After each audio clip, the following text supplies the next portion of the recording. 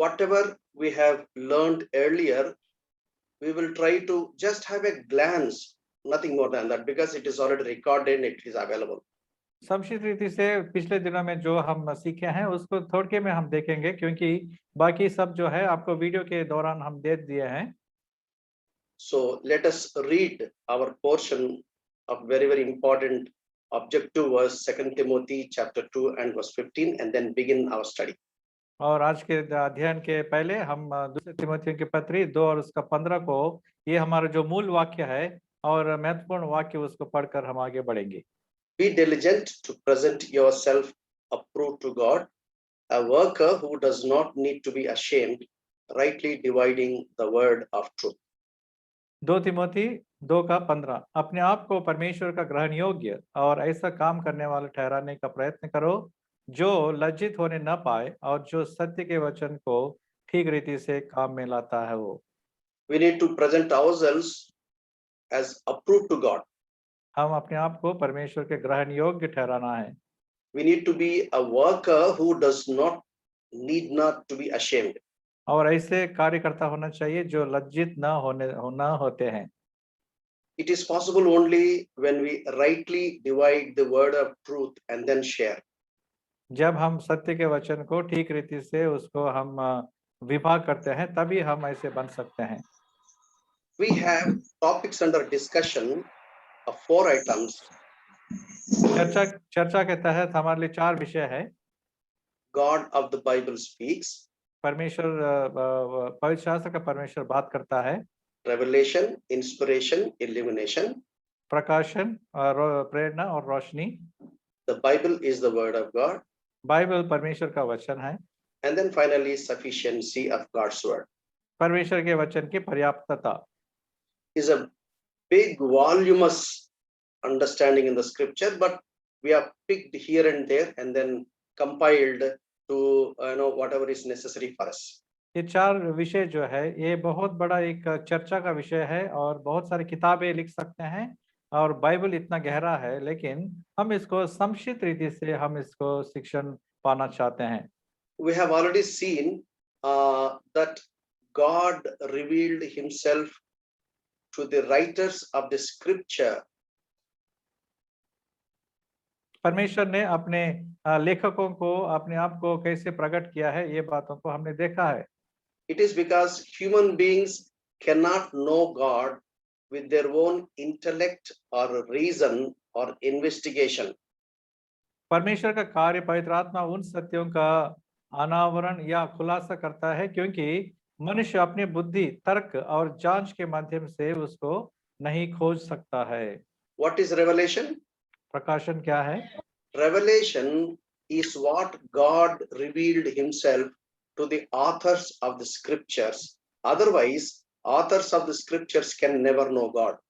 प्रकाशन का मतलब ये है कि परमेश्वर ने अपने आप को, जो बाइबल के लेखक जो है, उनको परमेश्वर ने कैसे अपने आप को प्रकाशन किया है, क्योंकि यदि परमेश्वर का प्रकाशन के ऊपर नहीं होता है तो वो बाइबल को कभी नहीं लिख पाते हैं। We have already seen to some extent earlier. हाँ, इन बातों को कुछ हम देखे हैं ऑलरेडी। And then inspiration. और दूसरी बात प्रेरणा। What is inspiration? प्रेरणा क्या है? Inspiration is the work of the Holy Spirit by superintending the writing of the truths or the revelation that God wants man to know. पवित्र आत्मा का कार्य सत्य के लेखन को पर्यवेक्षण करता है, जिसे परमेश्वर मनुष्य को जानना चाहता है। Holy Spirit of God helped the authors who received revelation to put it in black and white. और परमेश्वर ने पवित्र आत्मा के जरिए उन लोगों को अपने बातों को प्रकट कर दिया है ताकि वे उसको पुस्तक रूप में लिख सके। So we have seen revelation, inspiration to some extent in the past studies. और हमने पिछले दिनों में प्रकाशन और प्रेरणा और रोशनी के बारे में कई बातों को हमने देखा है। We have also seen to some extent about illumination. तो रोशनी के बारे में भी हम कुछ बातों को हमने देखा है। So what is illumination? रोशनी क्या चीज है? Illumination is the work of the Holy Spirit to enlighten you and me so that we may understand the truths of revelation of God or to have insights of the revelation of God as we read the scriptures. जब हम पवित्र शास्त्र को पढ़ते हैं तब हमारे लिए अंतर्दृष्टि प्राप्त करने के लिए यानी कि पवित्र ग्रंथ का माध्यम से हमको और भी ज्यादा जानकारी प्राप्त करने के लिए पवित्र आत्मा के रोशनी होता है ये रोशनी God has given us the wonderful scriptures where uh, परमेश्वर ने हमको अद्भुत पवित्र शास्त्र दिया है where God can reveal himself to us the way how he revealed himself to those 40 authors in their particular situation, but we can have the same revelation which can be applied to the present generation through the work of the Holy Spirit. याद रखिएगा ये Bible जो है बहुत हजारों साल पुरानी है परंतु उन 40 लेखकों ने जो इस बाइबल को लिखे हैं उनको जो प्रकाशन रोशनी परमेश्वर ने दिया है आज भी हम लोगों को भी उसी रोशनी देने के लिए प्रभु तैयार है और दे सकता है So we have seen how to do personal Bible study. We in fact have divided into 3 groups as we do the personal Bible study. It is part of the illumination. और इस रोशनी के अंतर्गत हम व्यक्तिगत बाइबल अध्ययन कैसे करना है ताकि हम उस रोशनी को कैसे प्राप्त करेंगे इसलिए 3 भागों को हम देख रहे हैं Every Bible teacher, every believer, every Sunday school teacher, every youth leader, every leader who leads sisters or whatever ministry you do, you must know or I must know how to study the scripture properly. हर एक प्रचारक हर एक उपदेशक हर एक शिक्षक हर एक Sunday school teacher हर एक युवाओं के नेता लोग और जो युवाओं के बीच में सेवा करते हैं आप और मैं हम सब लोग इन बातों को जानना बहुत जरूरी है 3 things. 3 बातें Number 1, पहली बात analyze. विश्लेषण What does it say? ये क्या कहता है When we analyze the portion of the scripture which we are going to study, जो there we understand what that scripture says.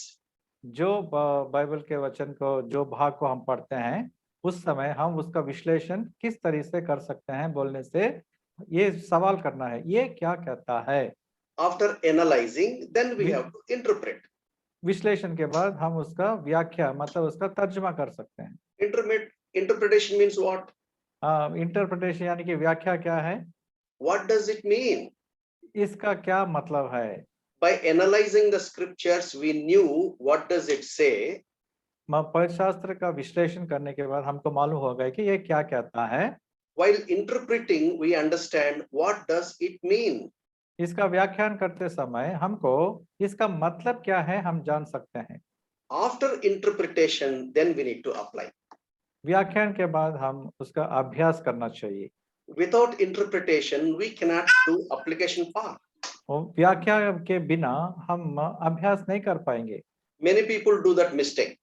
बहुत सारे लोग ये गलत करते हैं They analyze the scriptures पहले उसका विश्लेषण करते हैं and straight away they want to apply to their own lives. पवित्र शास्त्र का विश्लेषण के बाद तुरंत अभ्यास करना चाहते हैं Please remember what I am saying very carefully. मैं जो बता रहा हूँ उसको ध्यान से सुनिएगा If you understand what God is saying in the scriptures properly, then God is responsible to respond. जब हम परमेश्वर का वचन जो हमको बताता है कि परमेश्वर का क्या बुद्धि क्या है मतलब उसका मनसा क्या है तब हम परमेश्वर हमारे जीवन में वो ही जिम्मेदारी ले सकता है You have to understand what God is saying to you. If you don't understand what God is saying to you, you understand in your own way, then God is not responsible for it. यदि परमेश्वर आपको क्या कहना चाहता है ये बात आप सही रीति से नहीं जान पाएंगे तो आपके लिए परमेश्वर क्या करना चाहता है उसके जिम्मेदारी परमेश्वर नहीं होता है God told through Moses to the people of God something. परमेश्वर ने मूसा के जरिए अपने लोगों को कुछ बात बताया है We find that in 5 books in the law. और तोरा यानी कि व्यवस्था जो है उसमें 5 पुस्तकों में ये बातों को हम देखते हैं We analyze it. उसका हम विश्लेषण करते हैं When we analyze, we understand what does it say. और इस 5 पुस्तकों को जब हम विश्लेषण करते हैं ये क्या कहते हैं हम जान सकते हैं then we cannot straight away apply without doing proper interpretation. और इसका व्याख्या करे बिना हम उसका अभ्यास नहीं कर पाएंगे।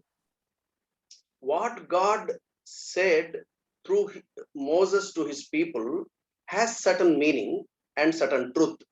और परमेश्वर ने जो मूसा के जरिए अपने लोगों को जो चीजें बताया हैं उसमें कुछ मतलब है और उसमें कुछ सच्चाई है।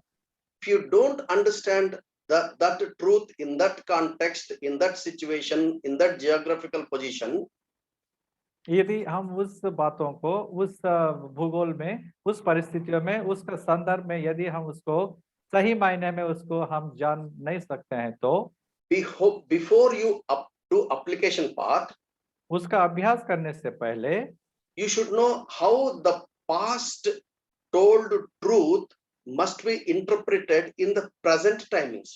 अतीत का जो सच्चाई जो है वो अभी वर्तमान के परिस्थितियों में उसको कैसे हम अभ्यास कर सकते हैं ये You need- हमको जानना है। You need to understand this categorically. और इस बात को हम सही मायने में उसको समझना चाहिए। If you don't understand, we'll make a lot of mistakes. यदि हम उसको नहीं जान पाएंगे तो हम बहुत गलती कर सकते हैं। Many a time you also must have questioned within yourself, why God is saying this thing, why God is not saying this thing, and many times we are confused. और आप भी कई बार ऐसे सवाल किए होंगे कि परमेश्वर ऐसे क्यों बोल रहा है, परमेश्वर ने क्यों किया है, ऐसे करके हम कई बातों को हम ना समझ में रहते हैं। God is responsible only when you take God as it is. जब परमेश्वर के वचन को उसने जैसे बताया उसको हम लेंगे तभी परमेश्वर उसका जिम्मेवार है। If you don't take what God gives, then God is not responsible. यदि परमेश्वर जो हमको देना चाहते उसको हम नहीं लेंगे तो उसका जिम्मेदारी परमेश्वर नहीं उठाएगा। You need to understand this point very carefully. ये बात को बहुत सही रीति से और सावधान से हमको जानना है। In the previous class, we have done some homework on analysis. और पिछले क्लास में हमने विश्लेषण के बारे में हम कुछ काम किए थे। Analyze the scripture. What does it say? इसका विश्लेषण ये क्या कहता है। So we'll just try to recap. और There we उसको have हम seen who is speaking, the author. और उसको हम दोहराएंगे फिर से। विश्लेषण का मतलब कौन We have, बोल रहा yeah, है ये लेखक। we have taken one example of 1 Corinthians. और पहले कोरिन्थियों के पत्री के बारे में हमने इसके लिए उदाहरण स्वरूप लिए थे। So we could study to some extent. और उसको हम कुछ बातों को हमने अध्ययन किए हैं। Who is speaking? कौन बोल रहा है। Who are the एक- recipients? और प्राप्तकर्ता कौन है उसका। What is the culture at that point of time? उस समय उस काल में उनकी संस्कृति क्या थी। Why is the author saying like that? What is the context? और इसका संदर्भ क्या है, लेखक ऐसा क्यों कहता है, कह रहा है। And what is the author saying? What is the content? लेखक क्या कह रहा है, उसका समाचार क्या है। Where from the author speaking? लेखक कहाँ से बोल रहा है। So this is what we have studied in the last class. और पिछले क्लास में हम इसके बारे में ये सब हम बातों को हमने देखा है। Now we will study the 7th part. और आज के दिन में 7वें पाठ को हम पढ़ेंगे। If we have to do analysis properly, or if we have to do survey properly, we have to examine the language with its grammar. और यदि हम कोई भाषा को नहीं तो कोई भाग को हम सही रीति से एनालाइज करना, विश्लेषण करना है तो उसके हम उस भाषा का व्याकरण को सही रीति से हमको जानना है। So for every language there is a discipline. और हर एक भाषा के लिए उसके लिए कुछ क्रम रहता है। If you have to use that language, you have to follow that particular discipline. और उस भाषा को हम समझना है तो उसका क्रम को हम पहले समझना है। Every language will have its own grammar. और हर एक भाषा के लिए उसका व्याकरण रहता है। Every language will have its own dictionaries. और हर एक भाषा के लिए उसका अपना अपना डिक्शनरी शब्दकोश रहता है। So every language will have its own vocabulary. और हर एक भाषा के लिए उसका शब्द रहता है। Suppose you want to use Hindi and then write a poem. यदि आप हिंदी में आप एक कविता लिखना चाहते हैं, You have to follow the discipline of the grammar pertaining to the language of Hindi. और यदि हम उस कविता को लिखना है तो हिंदी भाषा के संबंधित उसका व्याकरण को हम जानना है। If there is a meaning for a particular word, it is there found in the dictionary. और यदि किसी शब्द का हम उसका मतलब जानना चाहते हैं तो हम उसके लिए उसका डिक्शनरी में हम उसको देखना चाहिए। You cannot have your own meaning for yourself and for your family. और आपके लिए अपना अपना खुद का मतलब नहीं निकाल सकते हैं। The meaning of the word is same for everybody on the face of the earth for that particular language. और उस भाषा के लिए कहीं पे भी जाओ दुनिया में उसके लिए एक ही मतलब निकल सकता है। What do I mean? उसका मतलब क्या है? If I say black, यदि मैं काला बोलूंगा तो I'll show you the picture of मैं blackness. आपको काला रंग का एक चित्र दिखा सकता हूँ। Everybody should say that it is black. सब लोग उसको काला ही कहना है। It is not black for me and blue for you. और उस काला चित्र को यदि मैं दिखाऊंगा मुझे वो काला नहीं रह सकता है और आपके लिए वो नीला नहीं रह सकता है। Then we need to ask a question whether it is really black or blue. और उस समय अलग अलग रीति से हम उसका विवरण करने से उसके लिए हम सवाल करेंगे क्या सही में काला है या नीला है। What should we do? उसके लिए क्या करना है? Go to the standard. और उसके लिए एक परिमाण होता है। What is the standard? उसका परिमाण क्या है? Dictionary. डिक्शनरी, शब्दकोश। I should go and verify the dictionary whether it is black or blue. और उस शब्दकोश में जाकर मैं वो सही में काला है या नीला है उसको मैं देखना चाहिए। If it is said it is blue, then I have to correct myself. I am wrong. I have to correct myself as blue. और यदि वो नीला है तो मैं अपने आप को सुधारना है कि सही में ये नीला है। If this is black, then you have to correct because this is the standard. और यदि वो काला है तो उसका मानक यही है करके अपने आप को सुधारना है। So Bible is also written in a particular language. इसी रीति से बाइबल भी एक तरीके से लिखा गया है। We will study much more in the days to come. आने वाले दिनों में इसके बारे में और भी अधिक जानकारी ले सकते हैं हम। Here we are going to learn how to understand the language with its grammar. और अभी इस समय भाषा और उसका व्याकरण क्या है इसको हम पढ़ेंगे। Before I go further, you must have seen two pictures on the screen. और यहाँ आपके स्क्रीन के ऊपर दो चित्र को आप देखे होंगे। One is binocular, the other is microscope. और वहाँ एक दूरबीन दिखाई देता है और दूसरा सूक्ष्म रीति से देखने के लिए माइक्रोस्कोप जिसको कहते हैं। What is the purpose of microscope? Microscope का इस्तेमाल क्या होता है? Minute things which I cannot catch, but it is there, but I cannot catch. If I use this microscope, then I can understand the structure of the blood. And so in the pathological lab, scientists or lab assistants, they do a particular study and then find out and what is the report of that particular blood. और हम देखते हैं कि ये microscope ये चीज है जो खून के जांच के लिए अधिकतर इस्तेमाल किया जाता है और जो हमारे आंखों के लिए नहीं दिखाई देता है उसमें जब हम देखते हैं उसमें क्या कीटाणु है क्या है और सब चीज को जांचने के लिए वो माइक्रोस्कोप इस्तेमाल किया जाता है। सूक्ष्मदर्शी कहते हैं उसको। The purpose of microscope is to see things which cannot be noticed by naked eye, although it is there, but by using microscope we can magnify that the smallest particle and try to understand it. और हम देख सकते हैं कि ये जो microscope जो है हमारे आंखों के लिए जो नहीं दिखाई देता है बहुत सूक्ष्म चीजें जो है उसको दिखाई देने के लिए उसको इस्तेमाल किया जाता है। What is the purpose of binocular? और दूरबीन क्या चीज है उसके उद्देश्य क्या है? I can see a star. मैं एक तारा देख सकता हूँ। But I don't know because my eye cannot go to that far and catch the real picture. और वो तारा तो मुझे दिखाई दे रहा है लेकिन वो तारा कौन से आकार में है वो किस रंग में है वो मुझे दिखाई नहीं देता है। But when I use the binocular, जब मैं वो दूरबीन को इस्तेमाल करता हूँ which is the farthest object, can be seen with full clarity. बहुत दूर चीज जो है उसको भी मैं बहुत अच्छे रीति से देख सकता हूँ। When we study the Bible, जब हम बाइबल का अध्ययन करते हैं, there are some portions where we have to use binoculars.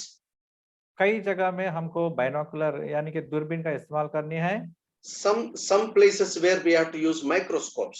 और कुछ जगह में हम माइक्रोस्कोप का इस्तेमाल करनी है। But we should not reverse the order.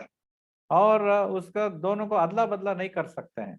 Where we have to use binocular, there we should not use microscope. जहाँ दूरबीन को इस्तेमाल करने हैं, वहां हम इस माइक्रोस्कोप को इस्तेमाल नहीं कर सकते हैं। So where we have to use microscope, there you cannot use binocular. और जहाँ माइक्रोस्कोप को इस्तेमाल करनी है, वहां हम बाइनोकुलर को इस्तेमाल नहीं कर सकते हैं। You understand that when you read this Deuteronomy 29:29. और जब हम इस व्यवस्था विवरण 29 और उसका 29 को हम पढ़ेंगे, तभी हमको सही रीति से मालूम हो सकता है ये The बात। secret things belong to the Lord our God, but those things which are revealed belong to us and to our children forever, that they may do all the words of this law. गुप्त व्यवस्था विवरण 29 और उसका 29, गुप्त बातें हमारे परमेश्वर यहोवा के वश में है, परंतु जो प्रकट की गई है वे सदा के लिए हमारे और हमारे वंश के वश में रहेंगी, इसलिए कि इस व्यवस्था की सब बातें पूरी की जाए। Only what God has revealed, that only we can receive, we can apply to us and even to our children forever. जो परमेश्वर ने हमको उसने प्रकट किया है, उसी बातों को हमारे बच्चों को और हम लोग सीख सकते हैं और उनको हम आगे कर सकते हैं। But what God has made it clear that we can. But what God has, he did hide it, that we cannot catch it. जो परमेश्वर ने जो बातों को उसने प्रकट किया है, उसको हम जान सकते हैं। जो बातों को परमेश्वर ने गुप्त रखा है, उसका हम प्रकट नहीं कर पाएंगे। So secret things are always belong to God. और गुप्त बातें जो है हमेशा परमेश्वर के वश में रहेंगे। When God said it is a secret, don't try to put microscope and try to dig into it. जब परमेश्वर कहता है कि ये बातें गुप्त है, उसको वो सूक्ष्मदर्शी यानी कि माइक्रोस्कोप को डालकर उसको खोदने की कोशिश मत करना। But what God has revealed through the Holy Spirit, that we personalize and practice it. और जो परमेश्वर ने प्रकट किया है, उसको हम व्यक्तिगत रीति से हमारे कार्यकल्पों में हम इसको इस्तेमाल कर सकते हैं। Examine every word. हर पद की जांच करें। As we analyze, we understand that there are repeated words in the portion which we are studying. और कई बातें ऐसे होते हैं कि जो दोहराए गए वचन हमको मिलते हैं। For example, Mark's Gospel chapter 2 verse 1. और हम देखते हैं मार्कुस रचित सुसमाचार 2 का 1 वचन। And again he entered Capernaum after some days. बाद वो फिर कफरनहूम में आया। And Mark's Gospel chapter 3 verse 1 says, and he entered the synagogue again. Marcus 3 और उसका 1 में लिखा है, वो फिर आराधनालय में पहुंचा। That means you find a word that is repeated again. और हम देखते हैं यहाँ एक शब्द जो है फिर। What does it mean? फिर का मतलब क्या है? He entered into the Capernaum earlier. मतलब फिर मतलब पहले भी वहां गया था। And in the Mark's Gospel chapter 3, before he entered into synagogue sometime ago.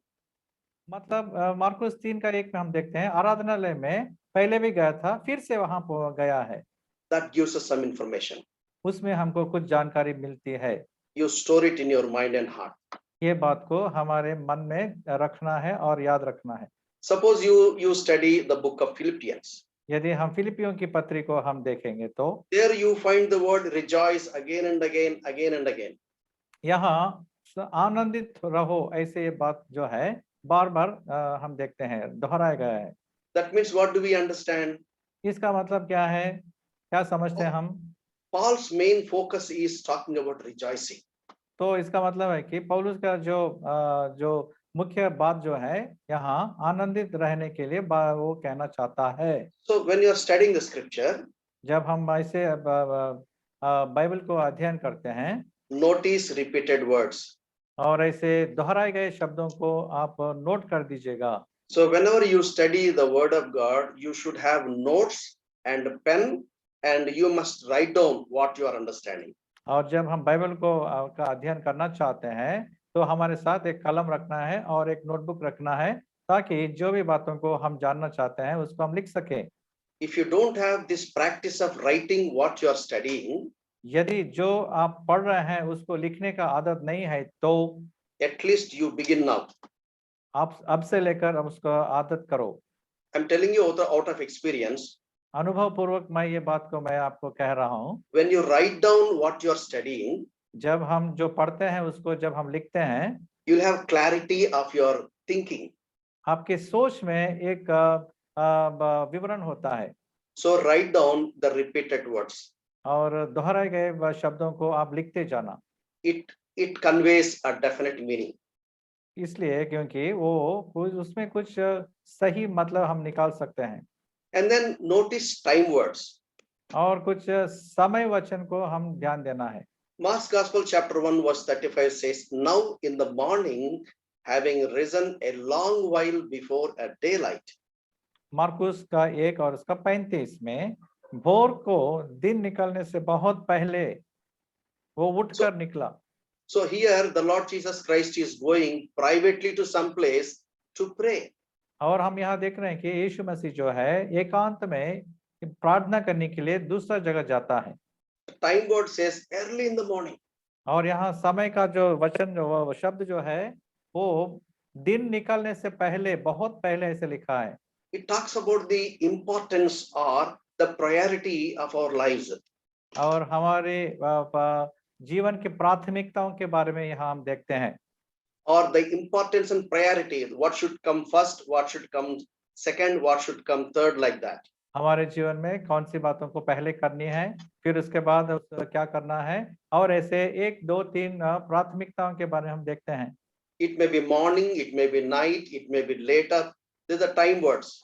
और वो रात हो सकता है, वो बाद में ऐसे शब्द भी हो सकता है, दिन निकलने से, ऐसे कई बातें जो है वो समय के शब्द है। For example, Luke's Gospel chapter 23 and verse 44. लूका रचित सुसमाचार 23 का 44। Now it was about the 6th hour, and there was darkness all over the earth until the 9th hour.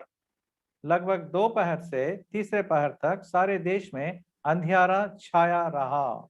So Jewish way of counting time, it all begins from early morning 6 o'clock. यहूदियों का समय का गिनती सुबह 6 बजे से शुरुआत होता है। Romans way of counting time is different. Jewish way of counting time is different. रोमियों के समय का गिनती अलग है और यहूदियों का गिनती अलग है। So Romans follow solar timings. Jewish culture follow lunar timings. और रोमी लोग जो है वो सूर्य के अनुसार समय गिनते हैं, लेकिन यहूदी लोग जो है वो चांद के अनुसार वो समय को गिन लेते हैं। So it was 6th hour means 6 plus 6, 12 noon. तो हम देखते हैं दोपहर बोलने से इंग्लिश में उसको 6 लिखा हुआ है, मतलब दोपहर है वो। The 6th hour means 6 plus 6, 12 o'clock noon. 6 English में 6th आवर लिखा है बोलने से 6 उसका हम गिनती करने से 6 + 6 12 होता है, मतलब दोपहर। So 9th hour means morning. If it is counted from morning 6 o'clock, 6 plus 9, 3 p.m. 15 hours or 3 p.m. तो हम देखते हैं कि ये हिंदी तर्जुमा में उन्होंने ये पूरा गिनती करके लिख दिया है, लेकिन इंग्लिश में अलग से है, 9th आवर लिखा हुआ है। इसका मतलब है सुबह 6 उसको शुरू करके 9 घंटों को हम यदि हम गिन लेते हैं तो 15 होता है। 15 बोलने से लगभग 3 बजे। When Jesus was hanging on the cross, जब from यीशु मसीह क्रूस के ऊपर लटकाया हुआ था, 12 o'clock noon to 3 o'clock, there was pitch darkness. दोपहर 12 से लेकर 3 बजे तक अंधियारा छाया हुआ था, छाया रहा। Why Bible is talking about time there? वहां समय के बारे में क्यों लिखा गया है बाइबल में?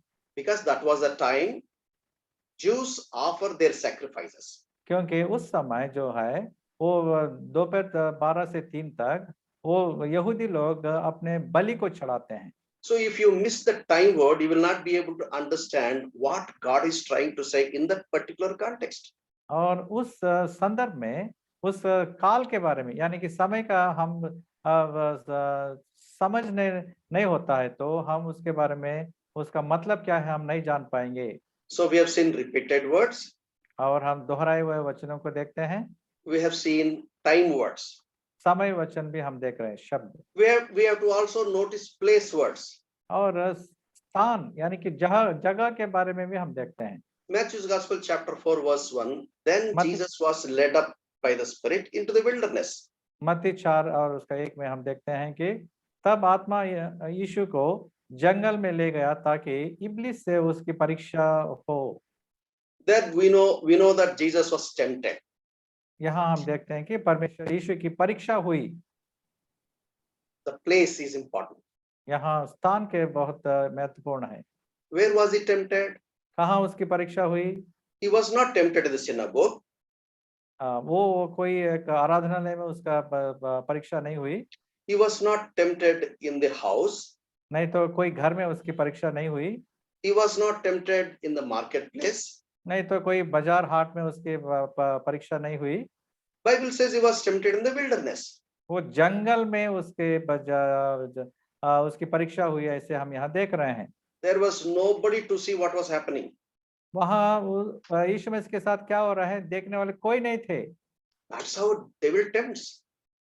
ऐसे समय में ही हमको शैतान परीक्षा करता है। If you carefully notice the place, यदि हम इस स्थान के बारे में हम अच्छी रीति से जानेंगे तो it conveys some meaning. वहाँ भी हमारे एक मतलब है। And when we read Mark's Gospel chapter 1 verse 23, मरकुस 1 और उसका 23 जब हम पढ़ते हैं, now there was a man in their synagogue with an unclean spirit. उसी समय उनके आराधनालय में एक मनुष्य था जिसमें एक अशुद्ध आत्मा थी। What is the place word here? यहाँ जगह का शब्द क्या है? Synagogue. आराधनालय। What is happening in the synagogue? वहाँ आराधनालय में क्या हो रहा है? There were many people, बहुत सारे लोग थे, but there is one man with an unclean spirit. लेकिन एक व्यक्ति था जो दुष्ट आत्मा से भरा हुआ था। If you carefully study the word, और यदि इस वचन को हम अध्ययन करेंगे, then you realize, what to do with unclean spirit in the synagogue? और ये दुष्ट आत्मा जो है वो आराधनालय में क्या कर रहा है? Why people go to synagogue? आराधनालय में क्यों जाते हैं लोग? To worship God and to pray. परमेश्वर की उपासना करने और प्रार्थना करने। What business has this person with unclean spirit to go to synagogue? लेकिन उस अशुद्ध आत्मा से भरा हुआ व्यक्ति को वहाँ क्या काम है? If you notice the place word, you will begin to think all these things. यदि हम इस जगह के शब्दों के बारे में हम विश्लेषण करेंगे तो हम ये सब सवालों को हम देख सकते हैं। We should notice place words. इस रीति से जगह के वचनों को भी हम देखना है। Sometimes there is comparison in the portion of the scripture which we are studying. और जो हम भाग को हम पढ़ते हैं उसमें कुछ तुलना के शब्द भी मिलते हैं। For example, maybe we take Psalm number 1 verses 1 to 6. यदि हम भजन 1 और उसका एक पूरा भजन को हम देखेंगे तो So we'll read verse 5. Therefore the ungodly shall not stand in the judgment, nor sinners in the congregation of the righteous. हम देखते हैं वचन 5 में, इस कारण दुष्ट लोग अदालत में स्थिर न रह सकेंगे और न पापी धर्मियों की मंडली में ठहरेंगे। So we can understand that the passage is talking about two people. Two are at different contrasting people. They are not parallels, but they are contrasting. One is a sinner, the other is righteous. यहाँ हम दो शख्स को देखते हैं जो विपरीत गुण के हैं। एक जन है पापी, दूसरा जन है धर्मी। In the Psalms, in the Proverbs, you notice many a time there's a comparison between wise man and the foolish man. नीति वचन में हम देखते हैं कि कई बार बुद्धिमान मनुष्य और निर्बुद्ध मनुष्य के बीच में बहुत तुलना किया गया है। Then you try to understand how this comparison goes on in the passage, what is said about each person, and try to compare or contrast. Then you understand what God is trying to say. और जब हम इन दोनों विपरीत बुद्धियों के मनुष्यों के बारे में हम देखते हैं तो परमेश्वर क्या कहना चाहता है वो हम समझ पाएंगे। Then there are phrases in the language. तो हम आगे देखते हैं कि मुहावरे देखते हैं, मुहावरा। For example, Matthew's Gospel, chapter 16, verse 18. मत्ती रचित सुसमाचार 16 का 18 वचन। And I also say to you that you are Peter, and on this rock I will build my church, and the gates of Hades shall not prevail against it. और मैं भी तुझसे कहता हूँ कि तू पतरस है और मैं इस पत्थर पर अपक्की कलीसिया बनाऊंगा और अधलों के फाटक उस पर प्रबल न होंगे। Here we see the gates of Hades shall not prevail against it. अधलों के फाटक उस पर प्रबल न होंगे, ऐसे हम यहाँ देखते हैं। It does not mean to say that Hades or the hell has a gate and gate has a lock and nothing can stand before. That's not the way you have to think. इसका मतलब ये नहीं कि अधलों के फाटक है और उस फाटक का ताला है और उस ताला को तोड़कर कोई अंदर नहीं जाएगा, ऐसा नहीं है। This whole line is a phrase. ये एक मुहावरा है। The gates of Hades means nothing can stand before the church. और हम देखते हैं कि यहाँ अधोलोक के फाटक का मतलब ये है कि मंडली के सामने कुछ भी खड़ा नहीं हो सकता है। Because that particular text was written in the Jewish context. In the Jewish context, this is a phrase. और हम देखते हैं कि ये जो बातें, जो ये शब्द जो है यहाँ, ये यहूदियों के लिए लिखा गया है, मतलब उनके संदर्भ में लिखा गया है और यहूदियों के लिए ये एक मुहावरा है। If you don't understand that it is a phrase, and you try to interpret literally, और यदि हम इस मुहावरे को नहीं समझ पाएंगे और उसके अनुवाद हम जैसे के तैसे करने से, there's a danger. वहां हमारे लिए खतरा है। Suppose Leviticus chapter 16 and verse 8. उदाहरण के लिए लेवी व्यवस्था 16 का 8 वचन। So then Aaron shall cast lots for the two goats, one lot for the Lord, and the other for the other lot for the scapegoat. और हम ये देखते हैं, और हारून दोनों बकरों पर चिट्ठियां डाले, एक चिट्ठी यहोवा के लिए और दूसरी अजाजेल के लिए हो। Yeah, Azazel means scapegoat. Scapegoat, अजाजेल मतलब जिसके ऊपर दोष लगाया जाएगा। So according to that lot, that goat will be sent to wilderness, which will carry away the sins of the people of Israel. और अजाजेल जो बकरी जो है वो उसको लोगों के पाप का परिहार करके पाप परिहारण के लिए वो उसको जंगल में भेज दिया जाएगा। The word Azazel, the word scapegoat, it is a phrase. और अजाजेल मतलब ये एक मुहावरा है यहाँ। So what does a scapegoat mean? Someone who is unfairly made to take the blame for something. अजाजेल का मतलब है कि बलि का बकरा, कोई ऐसा व्यक्ति जिसे किसी चीज के लिए दोष लेने के लिए गलत तरीके से बनाया गया हो। That's what the meaning of the phrase. हाँ, ये वही है इस मुहावरे का मतलब। If you don't understand that it is a phrase, there is a danger of misinterpreting. और इस मुहावरे को हम सही तरीके से नहीं समझेंगे तो उसका गलत मतलब निकालने का खतरा है।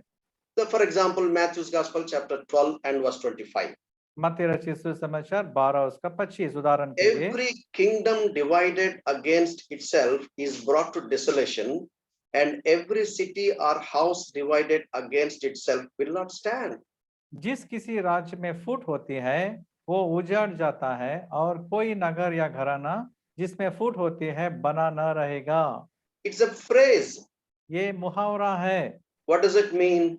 इसका मतलब क्या है? Without unity, there can be no strength. एकता के बिना कोई ताकत नहीं हो सकती है। If you don't understand that it is a phrase, then you'll have many different ideas about it. और यदि इस मुहावरे को हम नहीं समझेंगे तो कई प्रकार के मतलब इसका हम निकाल सकते हैं। For example, Matthew's Gospel chapter 7 and verse 6. और मत्ती रचित सुसमाचार 7 का 6। Do not give what is holy to the dogs, nor cast your pearls before swine, lest they trample them under their feet and turn and tear you in pieces. पवित्र वस्तु कुत्तों को न दो और अपने मोती सूअरों के आगे मत डालो, ऐसा न हो कि वे उन्हें पांवों तले रौंदे और पलटकर तुमको फाड़ डाले। So here in the Sermon on the Mount, the Lord Jesus Christ is actually interpreting the Old Testament text into the New Testament pattern or understanding. और पहाड़ के प्रचार के समय में यीशु मसीह पुराने नियम की बातें जो हैं उसको नई रीति से उनको समझाने की कोशिश करता है। In the Old Testament understanding, murder is different. In the New Testament understanding, murder is different. क्योंकि पुराने नियम में जो कोई हत्या करता है उसका मतलब अलग है, और नया नियम में हत्या का मतलब परमेश्वर यीशु ने अलग रीति से उसको बताया है। In the Old Testament context, adultery is different. In the New Testament context, adultery is different. और पुराने नियम के संदर्भ में व्यभिचार एक अलग मतलब है। नया नियम में व्यभिचार का यीशु मसीह ने नया मतलब निकाल के बताया है। As he was teaching, he said, "Don't give what is holy to the dogs, nor cast your pearls before swine, lest they trample them under their feet and इस turn and tear you in pieces." यीशु मसीह कहता है, पवित्र वस्तु कुत्तों को न दो और अपने मोती सूअरों के आगे मत डालो, ऐसा न हो कि वे उन्हें पांवों तले रौंदे और पलटकर तुमको फाड़ डाले। Why God is talking about dogs and pigs? और यहाँ कुत्तों के बारे में और सूअरों के बारे में यीशु मसीह क्यों कहता है? If you don't know that it is a phrase, then you will make a mistake. यदि ये एक मुहावरा है करके यदि हम नहीं जान पाएंगे तो हम गलत सोच निकालेंगे। This is a phrase meaning to waste something valuable on those who cannot appreciate. कुत्ते और सुअर बोलने से उन लोगों पर कुछ मूल्यवान बर्बाद करने के लिए जो इसकी सराहना नहीं कर सकते हैं। What does it mean? इसका मतलब क्या है? If you are not willing to obey the truth, God will not reveal his truth to you. यदि हम सच्चाई को जानने के लिए हम तैयार नहीं है तो परमेश्वर उसकी सच्चाई को हमारे बीच में प्रकट नहीं करेगा। What does this mean? इसका मतलब क्या है? If you do not obey what God has already revealed to you, he will not again reveal anything further because you have not obeyed. Anyway, you are not willing to obey, and so God will not give his precious things because you will waste it. यदि परमेश्वर ने जो चीजों को आपको प्रकट किया है उसको आप मानने के लिए तैयार नहीं है, उसके आज्ञाकारी होने के लिए तैयार नहीं है, तो आगे परमेश्वर आपको कुछ भी प्रकट नहीं करेगा, क्योंकि तुम अवज्ञाकारी हो गए हो। और अवज्ञाकारी लोगों के लिए परमेश्वर अपने वचन को प्रकट करके बर्बाद नहीं करना चाहता है। If you don't understand that this is a phrase, यदि हम इस बात को ये मुहावरा है ऐसे हम नहीं समझेंगे तो what we do in the concordance, we look for dogs, and wherever dogs are there, we'll try to patch up all those dogs in a series of message and messing up the whole thing. Uncle sorry for laughing. तो No, ये you're बहुत right. I appreciate that. You're very honest and sincere. हाँ, तो You could ये बहुत understand what I'm saying. सहज रीति से हम बहुत सहज से इस गलती कर लेते हैं। यहाँ कुत्ता है तो बाइबल में कितने कुत्ता का शब्द निकाला है, उन सब शब्दों को निकालेंगे और उसके ऊपर हम एक प्रचार कर डालेंगे। We cannot do concordance preaching as we like. और कॉनकॉर्डेंस मतलब शब्दकोश का हम प्रचार नहीं कर सकते हैं भाइयों और We have, बहनों। we have to only pick up those passages where context agrees with the word. Only such things we can put in an orderly way and present it. इसका संदर्भ क्या है ये जानना जरूरी है, उसके बाद हम उसको उस संदर्भ के अनुसार उसका एक व्यवस्थित रीति से उसका प्रचार निकालकर हम लोगों को हम प्रचार कर सकते हैं। There are certain unknown words in the Bible as we study. और कई बातें जो है अनजाने वचन है, शब्द है जो हमको नहीं मालूम है। For example, Acts 8:36. उदाहरण के लिए प्रेरितों का 8 और उसका 36।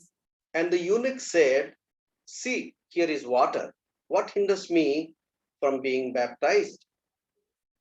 तब खोजे ने कहा, देखो यहाँ जल है, अब मुझे बपतिस्मा लेने में क्या रोक है? Actually, Philip was asking him, "Are you able to understand what you are reading?" Because Enoch was reading the portion of the Isaiah as he was traveling in his chariot. और वो नपुंसक अपने रथ में जाते समय वो यशायाह 53 को पढ़ रहा था। उस समय फिलिपुस उससे बात करते हुए कहता है तो जो बातें तू पढ़ रहा है क्या समझते हो क्या, ऐसे उसको पूछा गया। Then he says, see, here is water. What hinders me from being baptized? तो तब वो कहता है यहाँ तो जल है, पानी है, बपतिस्मा लेने से क्या रोक है मुझे। Here the word baptized or baptism is an unknown word to us. और हम यहाँ देखते हैं कि बपटाइज यानी कि बपतिस्मा जो है ये अनजान शब्द है, वचन है। Because it is not a Telugu word, it is not a English word, it is not a Hindi word, it is not a Tamil or any other language.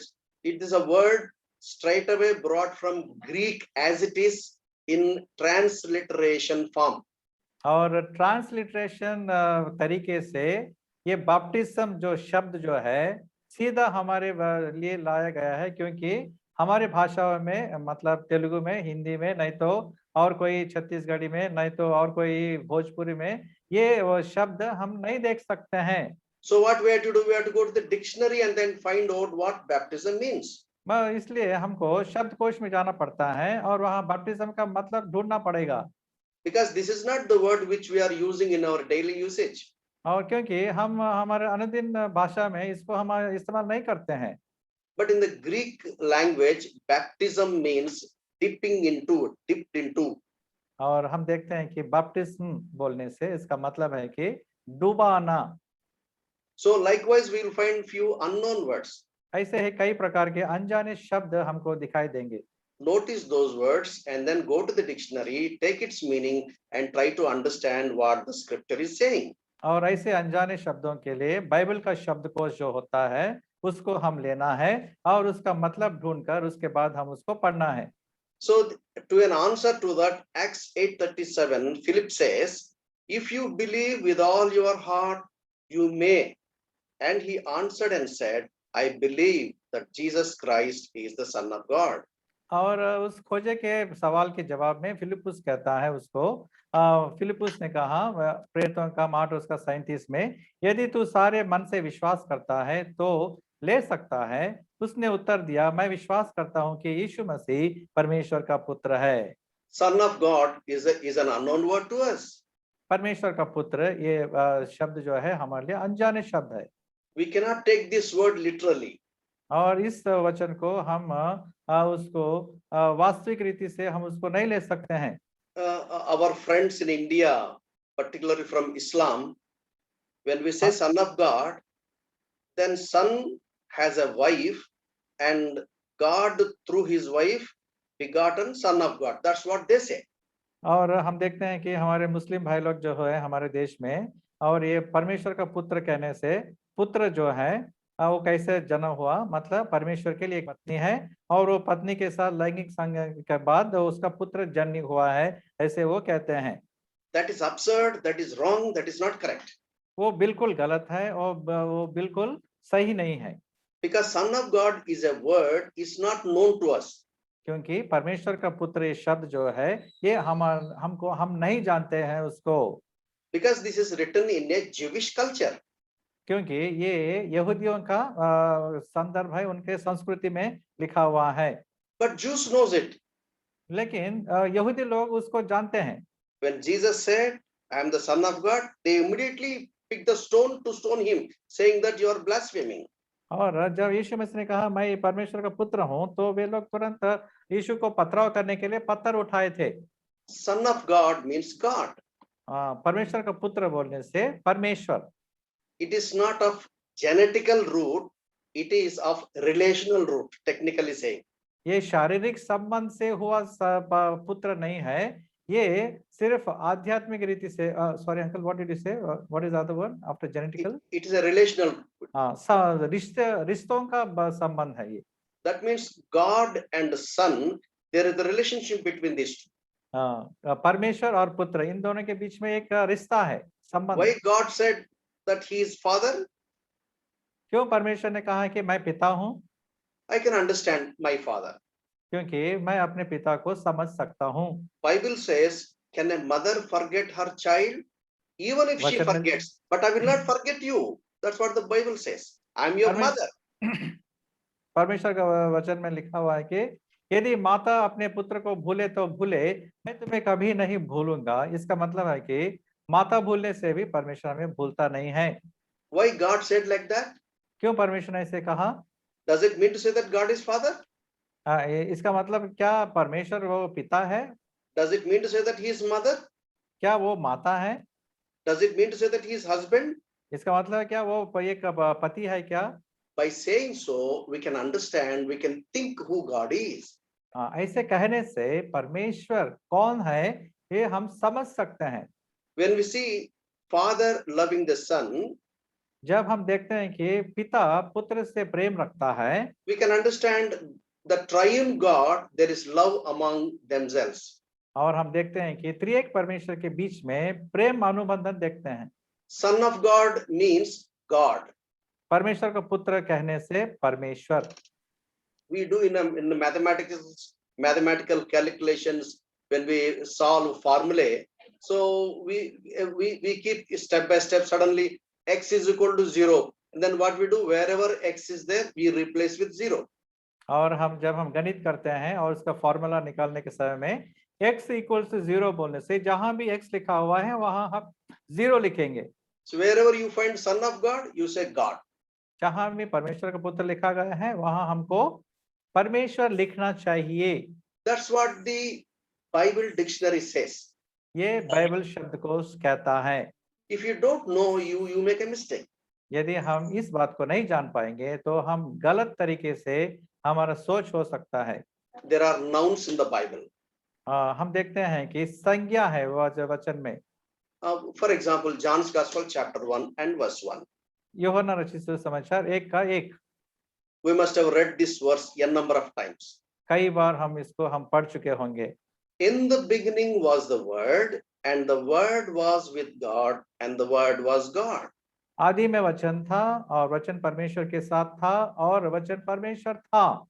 Carefully see, there are three statements. यहाँ हम तीन शब्दों को हम देखते हैं। In the beginning was the Word, statement number 1. पहला statement जो है आदि में वचन था। The Word was with God, second statement. दूसरी बात हम देखते हैं वचन परमेश्वर के साथ था। And the third statement is the Word was God. और हम तीसरी बात देखते हैं वचन परमेश्वर था। So here, what do we mean by word? और यहाँ हम वचन का मतलब क्या है? It is said in the third statement. और ये तीसरा शब्द में लिखा हुआ है। The Word was God. वचन परमेश्वर था। The Word was God. तो देखिएगा यहाँ वचन परमेश्वर था। If I replace word with God, how do we read? In the beginning was the God, and the God was with God, and God was God. यदि हम यहाँ जो लिखा हुआ जो शब्द जो वचन उस शब्द को हम बदली करके वहां परमेश्वर लिखेंगे तो हम कैसे पढ़ेंगे उसको? आदि में परमेश्वर था और परमेश्वर वचन के परमेश्वर के साथ था और परमेश्वर था। So then here I see God the Father, because the Word was with God. तो यहाँ हम देखते हैं कि जो सेकंड लाइन में जो है पिता परमेश्वर को हम देखते हैं। The Word was with God. Who is that God? कौन है वो परमेश्वर? That's God the Father. वो पिता परमेश्वर है। I have rewritten here the same here. फिर से मैं उसको यहाँ लिखा हुआ हूँ नीचे। In the beginning was the God, आदि में and the God was with God, and the Word was God. तो हम देखते हैं अभी आदि में परमेश्वर था और परमेश्वर के साथ था और परमेश्वर था। So here God means Jesus Christ. तो पहला लाइन का जो है वो जो परमेश्वर जो है वो यीशु मसीह है। That means God with God means God the Son was with God the Father. और हम देखते हैं दूसरा लाइन में परमेश्वर के साथ था बोलने से यीशु मसीह जो परमेश्वर है वो पिता परमेश्वर के साथ था। If you try to dig deep every word, you can understand the truth here. और हर एक शब्द को हम गहराई से खोदेंगे तो हमको यहाँ सही मतलब हम निकाल सकते हैं। Hope you got the point. मैं उम्मीद रखता हूँ कि आप लोग इसको समझ रहे हैं। What, Brother Vishwas Paul? Is it clear or do I need to repeat again? No, uncle, I think it's clear. Wonderful. In the beginning was the Word, आदि and में the वचन Word था, was with God, and the Word was God. आदि में वचन था, वचन परमेश्वर के साथ था और वचन परमेश्वर था. In the third statement, Word is declared as God. और तीसरा शब्द में हम देखते हैं वचन परमेश्वर है करके प्रकट किया गया है. Then who could be that God? वो परमेश्वर कौन हो सकता है? We can easily understand because that Word became flesh and dwelt among us. We beheld His glory. That's what Apostle John says in verse 14, 16, 17, 18. और उसी यूहन्ना का 1 और उसका 14, 15, 16 में वो कहता है वही वचन अब देहधारी हुआ और उसकी महिमा को हमने देखा है करके यूहन्ना लिखता है. And so in the beginning was the Lord Jesus Christ. इसका मतलब है कि आदि में यीशु मसीह था. So that is how we need to study the Bible. इस रीति से हम वचन को हम पढ़ना चाहिए. There are not only nouns, there are adjectives. और हम देखते हैं कि इस व्याकरण में ना सिर्फ संज्ञा है परंतु विशेषण भी है. What adjective does? ये विशेषण क्या करते हैं? It describes something or somebody and adds information and meaning to the nouns. और हम देखते हैं कि ये विशेषण जो है कुछ या किसी का वर्णन करता है और इसके बाद संज्ञाओं में जानकारी और अर्थ जोड़ता है. John's Gospel chapter 10 verse 11. यूहन्ना रचित सुसमाचार 10वां अध्याय और उसका 11. Bible could have said, I am the shepherd. और वो इसको ऐसे भी लिख सकते हैं कि मैं चरवाहा हूँ. But Jesus did not say like that. लेकिन यीशु मसीह ऐसा नहीं कहा. He said, I am the good shepherd. यीशु मसीह कहता है मैं अच्छा चरवाहा हूँ. So that good is an adjective. और यहाँ जो अच्छा जो है वो विशेषण है. So it's talking about what kind of shepherd is this shepherd? ये चरवाहा का किस तरीका का चरवाहा है? That is how you have to study. ऐसे हम इसको पढ़ना चाहिए. Luke's Gospel chapter 19 verse 8. और उसके बाद हम देखते हैं लूका रचित सुसमाचार 19 का 8. There we find the verb. यहाँ हम क्रिया को देखते हैं. Zacchaeus says, जक्कई कहता है Lord, I give half of my goods to the poor, and if I have taken anything from anyone by false accusation, I restore fourfold. जक्कई ने खड़े होकर प्रभु से कहा हे प्रभु देख मैं अपनी आधी संपत्ति कंगालों को देता हूँ और यदि किसी का कुछ भी अन्याय करके ले लिया है तो उसे चौगुना फेर देता हूँ. If you notice the word give, यदि हम इस शब्द देता इसको हम देखेंगे तो so that is a word. वो एक शब्द है. If you are really transformed, sorry ये वो एक क्रिया है. यदि हमारा पुनर्जन्म हुआ है तो your purse also will be transformed. यदि हमारा नया जन्म हुआ है तो हमारा जो पर्स जो जेब में रहता है उसको भी हम बदल देंगे. If your purse is not transformed, you are not transformed. यदि हमारे परमेश्वर के लिए देना हमारा पर्स से हम बदलाहट नहीं लाएंगे तो So when you are- सही when you are- रीति से नया जन्म नहीं हुआ. When you are baptized with your caste, when you are baptized with your purse. और हम देखते हैं जब हमारा बपतिस्मा होता है हमारा जो जाति का जो घमंड है उसको भी हम डुबाना है और हमारा जो धान्य जो है धन जो है उसको भी हम डुबाना चाहिए. You're giving, देना that is verb. वो क्रिया है. That is verb. वो क्रिया है. And here, adverb. और अभी हम देखते हैं क्रिया विशेषण. What adverb means?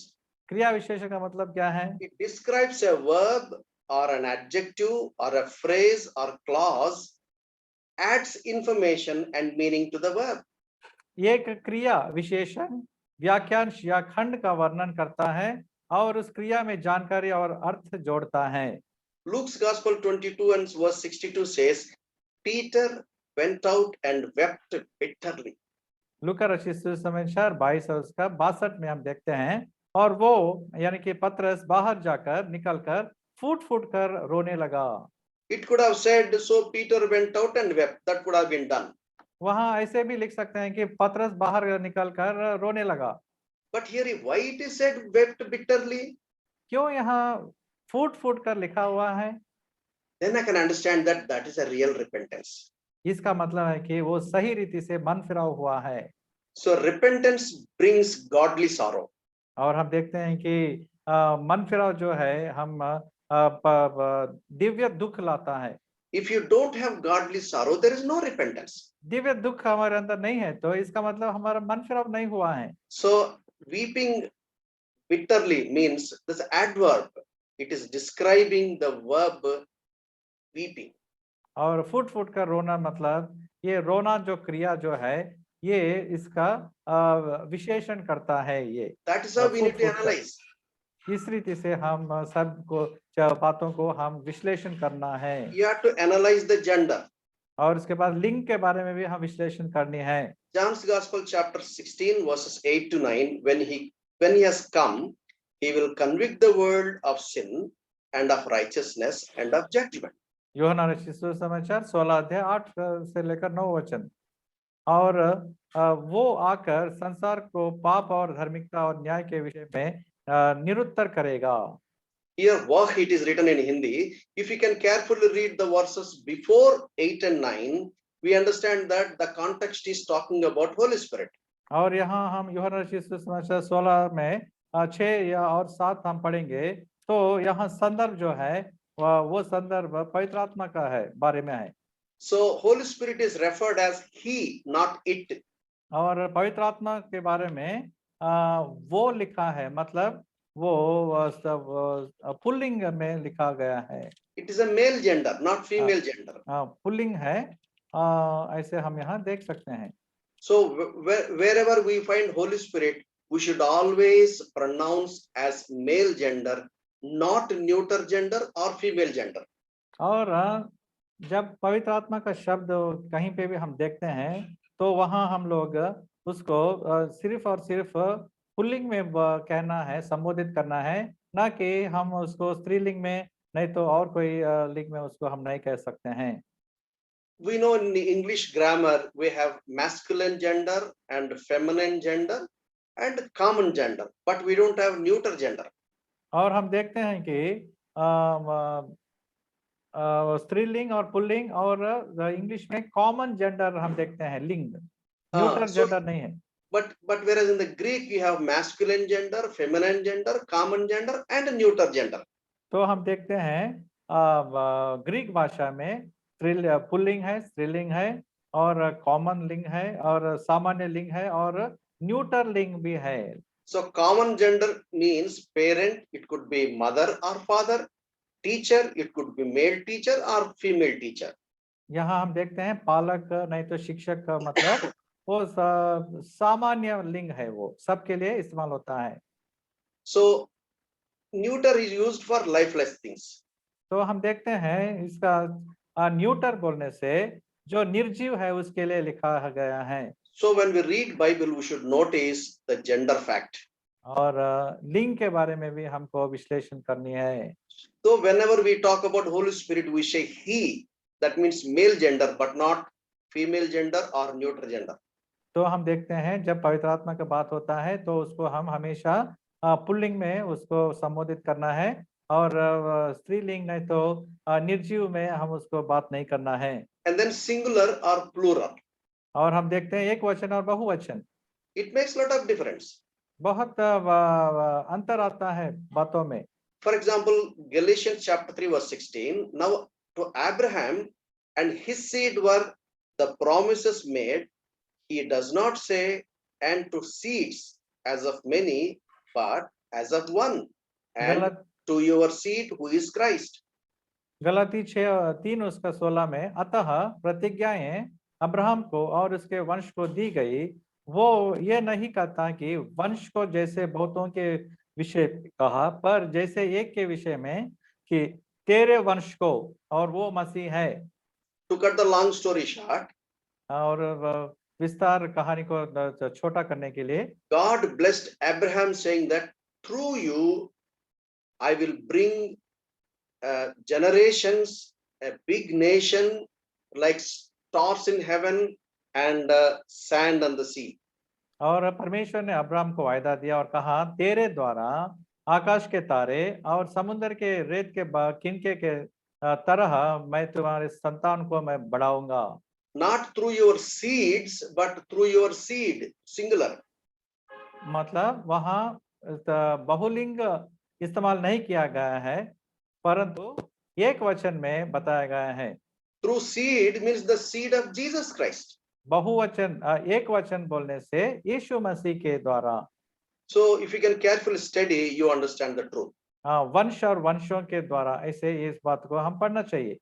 And then tense, उसके बाद हम देखते हैं काल, past tense, present tense, and future tense. भूतकाल, वर्तमान काल और भविष्य काल।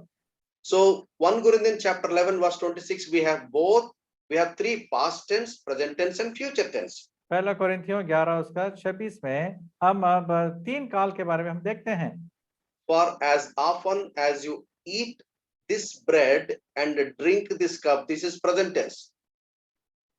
हम देखते हैं यहाँ, क्योंकि जब कभी तुम ये रोटी खाते और इस कटोरे में से पीते हो, इसका मतलब है ये वर्तमान काल का है। That is the present tense. वर्तमान Then काल। you proclaim the Lord's death. तो प्रचार करते हो, प्रभु की मृत्यु प्रचार करते हो। Lord Jesus Christ died 2000 years ago. यीशु मसीह जो है लगभग 2000 साल पहले उनका मृत्यु हुआ। That is the past tense. वो तो भूतकाल है। And how long you keep proclaiming the Lord's death? प्रभु की मृत्यु कब तक प्रचार करते रहना है? Till he comes. जब तक वो ना आए। That is future tense. ये भविष्य काल है। Present tense, वर्तमान काल, past tense, भूतकाल, future tense. भविष्य काल। When we go to the Lord's table, we understand it covers the whole period of time. और जब हम प्रभु के मेज के पास आते हैं तो सारे काल यानी कि परिपूर्ण काल को वो जताता है। I think my time is almost running out. अभी मेरा समय निकल गया है। I may have to close very, very shortly. मैं बहुत जल्दी ही मुझे इस अभी क्लास को समाप्त करनी है। I cannot stop in the middle, but at least I'll cover little portion and then we'll study the next time. और इसको मैं बीच में नहीं रोक सकता हूँ, लेकिन थोड़ा और हम पढ़कर फिर इसके बाद हम समाप्त करने की कोशिश करूंगा। आगे Please bear with me for some more time. और थोड़ी देर के लिए आप लोग सब्र करिएगा। And there is a preposition and preposition. Preposition मतलब पूर्व सर्ग। I can do all things through Christ who strengthens me. जो मुझे सामर्थ देता है उसमें मैं सब कुछ कर सकता हूँ। Who strengthens? कौन सामर्थ देता है? Through Christ. Masih. I can do all things. मैं सब कुछ कर सकता हूँ। How? कैसे? Through Christ. मसीह के द्वारा। That is preposition. That is preposition. That is preposition. मसीह में बोलने से वो ही है पूर्व सर्ग। If you study like that, you'll understand the deeper meaning. हाँ, उसमें बोलने से या ऐसे जब हम विश्लेषण करते हैं उसके गहराई का मतलब हम समझ सकते हैं। There are many prepositions: above, across, against, along. There are so many things we can work on it. और ऐसे हम देखते हैं कई पूर्व सर्ग हम वचन में देख सकते हैं, जैसे हम यहाँ देखते हैं ऊपर, पार, के खिलाफ, साथ में, के बीच में, चारों ओर, ऐसे। I have no time to spell out all these things. ये सब अभी मैं विवरण नहीं कर पाऊंगा, समय नहीं है। You need to go through again this video, put a pause and then write down and try to understand. और जब हम आपको वीडियो भेजेंगे उस समय आप इस यहाँ आकर वीडियो को पॉज करके इस सब शब्दों को आप अपने नोटबुक में लिख सकते हैं। 1 John 4:9 says, पहली योना पत्री 4 उसका 9, we might live through him. हम उससे द्वारा जीवन पाए, उसके So द्वारा जीवन पाए। the through is preposition. Through, उसके द्वारा, ये So यहाँ that's पूर्व सर्ग है। It carries lot of meaning. यहाँ बहुत मतलब है। We live through him. उसके द्वारा हम जी सकते हैं। And then John's Gospel 14:19. और यूहन्ना सुसमाचार 14 का 19, There's a conjunction. यहाँ हम देखते हैं संयोजन। Conjunction is the word that links between two verses. और संयोजन बोलने से दो शब्दों को जोड़ने वाले वो शब्द है। Two verses, previous verse and later verse, these two verses are linked through conjunction. और संयोजन के द्वारा पहला वचन और उसके बाद का वचन को जोड़ता है। Sometimes before passage and later passages are these two passages are linked through conjunction. कई बार ऐसे होता है कि न सिर्फ वचन परंतु पूरा भाग भी ऐसे संयोजन से उस जोड़ी हम देखते हैं। Sometimes chapters they are linked through the conjunction. कई बार पूरा अध्याय भी एक संयोजन के द्वारा लिंक होता है, जोड़ता है। So because I live, you shall also live. तुम भी जीवित रहोगे इसलिए कि मैं जीवित हूँ, Because इसलिए कि he lives, and so we live. वो जीवित है इसलिए तो हम भी जीवित है। That's a link word, conjunction. Because वो संयोजन का शब्द है। Romans Gospel chapter 12 verse 1. Romeo के 12 उसका 1। You may wonder, Gospels are only 4. Why this brother is saying Romans as a gospel? और हम आप सोच सकते हैं कि ये भाई तो कहता है रोमी भी एक सुसमाचार पत्री है, क्यों ऐसा बोल रहा है? If क्योंकि you have to सिर्फ हम understand what चार, gospel is, you have to study the book of Romans. यदि सुसमाचार क्या चीज है हमको जानना है तो रोमी पत्री को हम पूरे पढ़ना है। Beautiful book about gospel. और सुसमाचार के एक सुंदर पुस्तक है ये रोमी। I beseech you, therefore, brethren. इसलिए है भाइयों, मैं तुमसे परमेश्वर के दया स्मरण दिलाकर विनती करता हूँ। Therefore, इसलिए that means Apostle Paul was joining first 11 chapters to chapter 12 to 16. देखेगा, इसलिए ये शब्द जो है, ये संयोजन शब्द रोमियो के पहला 11 अध्याय जो है उसको इसलिए के द्वारा बाकी जो 12 से लेकर 16 जो है उसको जोड़ देता है। Book of Romans is divided into two books. Romeo की पत्री जो है दो भाग में किया जाता है। First portion is first 11 chapters. पहला भाग जो है 1 से लेकर 11 अध्याय तक है। And second portion is chapter 12 to 16. दूसरा भाग जो है वो 12 से लेकर 16 तक है। First 11 chapters, Paul is talking about doctrine. और पहला 11 अध्याय जो है वो सिद्धांत के बारे में कहता है। And verses 12 to 16, he is talking about practice. और 12 से लेकर 16 अध्याय तक वो उसको क्रिया रूप में कैसे इस्तेमाल करना है वो बताता है। He says, therefore. इसलिए कहता है। Therefore means what? इसका मतलब क्या है? In the light of the truth said in all these 11 chapters, and so offer your bodies as a living sacrifice. इन 11 अध्याय में जो सच्चाई मैंने आपको बताया है, इस सच्चाई को पकड़कर अपने शरीर को, देह को परमेश्वर के लिए एक जीवित और पवित्र और परमेश्वर को भाता हुआ बलिदान को चढ़ाने के लिए कहता है। If you miss that conjunction, यदि इसलिए ये जो संयोजन जो है इसको हम बाजू करेंगे, you will not be able to understand the context properly. तो हम इस यहाँ संदर्भ को हम नहीं जान पाएंगे। Bible talks about the moods. और हम देखते हैं आगे मनोदशा के बारे में भी हम देखते हैं। In the Mark's Gospel chapter 3 verse 5, we see that Jesus was with anger and grieved. Marcus सुसमाचार 3 और उसका 5 में हम देखते हैं यीशु मसीह बहुत उदास होकर क्रोध में भी हम देखते हैं। So that's a righteous anger. ये जो है क्रोध जो है ये धर्म की क्रोध है। Because it is a righteous anger, there we see that man is healed. और हम देखते हैं यहाँ परमेश्वर के यीशु मसीह का जो क्रोध धार्मिकता के से जुड़ा हुआ है, इसलिए वो व्यक्ति को वहाँ चंगाई मिलती है। If we are with full of anger, we will never have any such result. यदि हम क्रोधित हो जाएंगे तो हमको कोई भी प्रतिफल नहीं मिलेगा भाइयों और बहनों। So righteous anger is different, unrighteous anger is different. और धार्मिकता का जो क्रोध जो यीशु मसीह दिखाया वो अलग है और हमारा शारीरिक गुस्सा जो है वो अलग है। And then active voice and passive voice. और हम यहाँ देखते हैं एक्टिव वॉइस और पैसिव वॉइस दो देखते हैं। What is active voice? यहाँ हम एक्टिव वॉइस का मतलब क्या है? सक्रिय आवाज। Son, your sins are forgiven you, for example. यह पुत्र तेरे पाप क्षमा हुए। That is in Mark's Gospel chapter 2 verse 5. Marcus का 2 का 5। It is an active voice. ये सक्रिय आवाज है।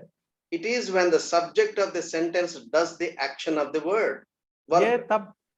ये तब होता है जब वाक्य का विषय क्रिया करता है। So, son, your sins are forgiven. We should carefully analyze how the scripture is written. और इसलिए हमको जो शब्द यानी कि जो वचन किस प्रकार लिखा हुआ है, इसको हम सही रीति से विश्लेषण करनी है। We understand its meaning properly. हमको उसका मतलब सही रीति से जानना है। And then passive voice. और उसके बाद हम देखते हैं निष्क्रिय आवाज। John's Gospel 3:3. Unless one is born again, he cannot see the kingdom of God. यूहन्ना 3:3, यदि कोई नए सिरे से न जन्मे तो परमेश्वर का राज देख नहीं सकता। This is passive voice. यहाँ हम देखते हैं निष्क्रिय आवाज। But when Jesus said to Nicodemus, you must be born again, that is active voice. और जब परमेश्वर यीशु निकोदेमुस से कहता तू नया जन्म पाना है, वो सक्रिय आवाज है।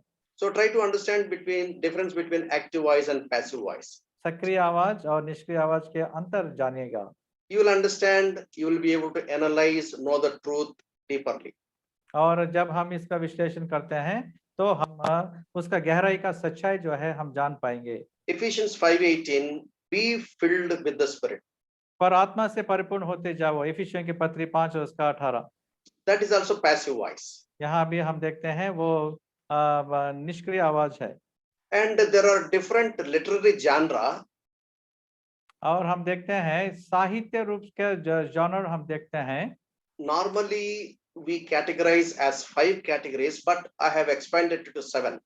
साहित्य के रूप जो है सिर्फ 5 कहते हैं, लेकिन मैंने उसको 7 कर दिया हूँ।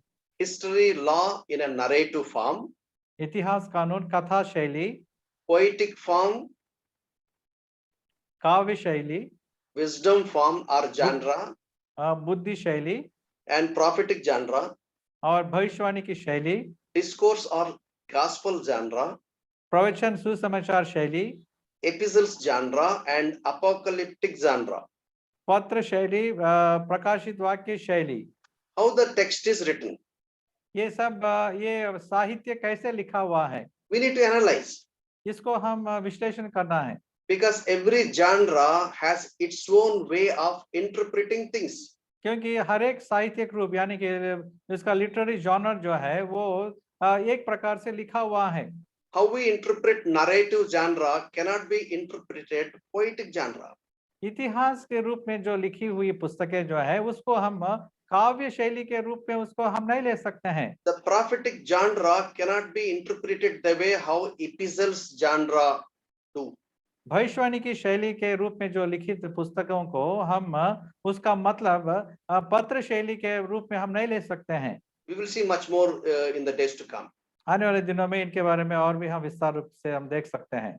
I will tell you briefly. Brother Suresh Wanguri will categorically will explain you very clearly in the days to come.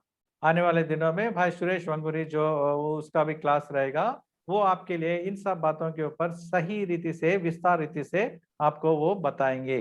So we have seen we have how to analyze by raising question who is speaking, who are the recipients, what is their culture, and why is the author saying like that, the context. विश्लेषण करते समय ये सवालों को करना है, कौन बोल रहा है, प्राप्तकर्ता कौन है, उसकी संस्कृति क्या है, लेखक ऐसा क्यों कह रहा है, ये संदर्भ ऐसे हम 4 विषयों को हम देखे हैं।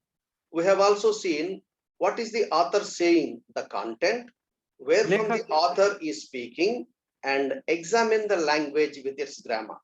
और हम भी ये भी बात को हम देख रहे थे कि लेखक क्या कह रहा है, लेखक कहाँ से बोल रहा है और भाषा को उसके व्याकरण के साथ जांचे। I know that this is a very difficult task. ये तो बहुत कठिन कार्य है हमारे लिए। Today we had very hard stuff. और बहुत गरम बातों को हमने देखा है। But we have to definitely learn. लेकिन इन गरम बातों को हमको सेवन करना है। The more you learn, the more you enjoy the truth that is hidden in the scripture. और पर जब हम जितना हम इस बातों को हम सीखेंगे तो परमेश्वर के वचन को उतना हम आनंद मजा ले सकते हैं। Maybe some of you or most of you listening for the first time. और कई लोग ज्यादातर लोग भी मैं कह सकता हूँ कि इसको पहले बार सुन रहे हैं। But I request you to go through the video again and again, note down and try to understand. और इन बातों को इस वीडियो के जरिए आप बार बार देखिएगा और उसको समझने की कोशिश करिएगा।